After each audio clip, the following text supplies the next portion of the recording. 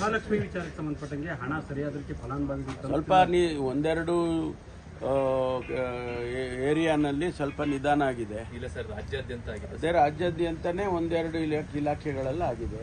ಅದನ್ನ ಈಗ ಸರಿಪಡಿಸ್ತೀವಿ ಅಂತ ಮುಖ್ಯಮಂತ್ರಿಗಳು ಹೇಳಿದಾರಲ್ಲ, ಈಗ ಹಣ ಬಿಡುಗಡೆ ಮಾಡ್ತೀವಿ ಅಂತ ಹೇಳಿದ್ದಾರೆ ಸರ್. ಆಮೇಲೆ ಡೇ 1 ಇಂದ ಗೃಹಲಕ್ಷ್ಮಿ ಪ್ರಾರಂಭ ಆಯಿತು.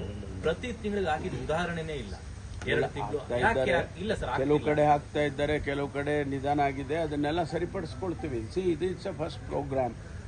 ನಾವು ಇದನ್ನ ಬಹಳ ಏನೋ ಒಂದು ಫ್ಲಾಗ್ಶಿಪ್ ಪ್ರೋಗ್ರಾಮ್ ಥರ ಈ 5 ಗ್ಯಾರಂಟಿನ ಕೊಡೋದ್ರಲ್ಲಿ ಕೊಟ್ಕೊಂಡು ಬರ್ತಾ ಇದ್ದೀವಿ. ಒಂದೆರಡು ಬಾರಿ ನಿಧಾನ ಆಗಿದೆ, ಇಲ್ಲ ಅಂತಲೂ ಹೇಳೋದಿಲ್ಲ. ಅದನ್ನು ಸರಿಪಡಿಸ್ಕೊಂಡು ಮುಂದೆ ಎಲ್ಲ ಸಿಸ್ಟಮೆಟೈಸ್ ಮಾಡ್ತೀವಿ. ಚುನಾವಣೆ ಸಂದರ್ಭದಲ್ಲಿ ಮಾತ್ರ ಗ್ಯಾರಂಟಿ ಇರುತ್ತೆ, ಆಮೇಲೆ ಉಳಿದ ಸಮಯದಲ್ಲಿ ನಾನು ಅದೆಲ್ಲ ಇಲ್ಲ. ನೋಡಿ, ಚುನಾವಣೆಗೆ ಏನು ಹೇಳಿದ್ವೋ ಅದನ್ನು ಇಂಪ್ಲಿಮೆಂಟ್ ಮಾಡಿದ್ದೀವ ಇಲ್ವಾ? ಸ್ವಲ್ಪ ನಿಧಾನ ಆಗಿರ್ಬೋದು. ಈ ಫೈನಾನ್ಷಿಯಲ್ ಇದನ್ನು ಮಾಡುವಾಗ ಸ್ವಲ್ಪ ನಿಧಾನ ಆಗಿದೆ. ಎಷ್ಟು ಲಕ್ಷ ಕೋಟಿ ಅವರು ಬಿಲ್ಗಳು ಬಿಟ್ಟೋಗಿದ್ರು ಹಿಂದಿನ ಸರ್ಕಾರದವರು. ಲಕ್ಷಾಂತರ ಕೋಟಿ ಬಿಲ್ಗಳನ್ನು ಹಾಗೆ ಪಾವತಿ ಮಾಡದೆ ಹೋಗಿದ್ರು. ಅದನ್ನೆಲ್ಲವನ್ನು ಕೂಡ ಈಗ ನಾವು ಕೊಟ್ಟಿದ್ದೇವೆ.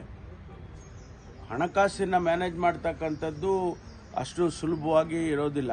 ಅದನ್ನು ಮ್ಯಾನೇಜ್ ಮಾಡಿಕೊಂಡು ಇಲ್ಲಿವರೆಗೂ ಯಾವುದೇ ಓವರ್ ಡ್ರಾಫ್ಟಿಂಗ್ ಮಾಡದೆ ಹಣಕಾಸಿನ ವ್ಯವಹಾರವನ್ನು ಮಾಡ್ಕೊಂಡು ಬರ್ತಾ ಇದ್ದೀವಿ.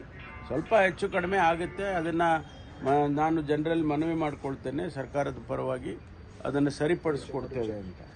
ಸಿಎಂ ಮತ್ತು ಎಐಸಿಸಿ ಹೆಸರು ದುರ್ಬಳಕೆ ವಿಚಾರವಾಗಿ ರಾಜಣ್ಣ ಮತ್ತು DK ಶಿವಕುಮಾರ್ ನಡುವೆ ಆರೋಪ ಪ್ರತ್ಯಾರೋಪ ನಡೀತಾ ಇದೆ ಸರ್. ಒಬ್ಬ ಹಿರಿಯ ನಾಯಕರಾಗಿ ಏನು ಹೇಳ್ತೀರಾ? ನಾನೇನು ಹೇಳಲ್ಲ. ಅಲ್ಲ, ಹೈಕಮಾಂಡ್ ನಾನು ಹೇಳಿದ್ರಲ್ರಿ, ರಾಜಕೀಯದ ಪ್ರಶ್ನೆಗಳನ್ನ ಮಧ್ಯಪ್ರವೇಶ ಮಾಡ್ಬೇಕಂತಾರೆ. ಪ್ಲೀಸ್ ರಾಜಕೀಯದ ಪ್ರಶ್ನೆಗಳನ್ನ ಕೇಳಕ್ ಹೋಗ್ಬೇಡಿ. ಆಮೇಲೆ ಇನ್ನೊಂದು, ನೀವು ಸ್ವಲ್ಪ ಬದಲಾಯಿಸ್ಕೊಳ್ಳಿ. ನಿಮ್ಮ ವಿಚಾರಗಳನ್ನು ಸ್ವಲ್ಪ ನೀವು ಮೀಡಿಯಾದವರು ಒಂಚೂರು ಬದಲಾಯಿಸ್ಕೋಬೇಕು. ಅವ್ರು ಹೇಳಿದ್ರು ನೀವೇನು ಹೇಳ್ತೀರಿ, ನೀವೇನು ಹೇಳಿದ್ರು ಅವ್ರೇನು ಹೇಳ್ತೀರಿ, ಇವೆಲ್ಲ ಸ್ವಲ್ಪ ಬದಲಾಯಿಸ್ಕೊಳ್ಳಿ. ಸ್ಟ್ರೈಟ್ ಫಾರ್ವರ್ಡ್ ಕ್ವಶನ್ಸ್ ಕೇಳಿ ಉತ್ತರ ಕೊಡ್ತೀವಿ. ಅದನ್ನ ನೀವು ಪ್ರತಿಕ್ರಿಯೆ ಬೇಕಾಗಿಲ್ಲಲ್ಲ. ಕ್ರಿಯೆಗೆ ಪ್ರತಿಕ್ರಿಯೆ ಅನ್ನೋದು ಅದನ್ನ ನೀವು ಕೇಳಬಾರ್ದು ಸರ್. ಈಗ ಶ್ವೇತಪತ್ರ ಮಂಡಿಸಬೇಕು ಈ ವಿಚಾರವಾಗಿ.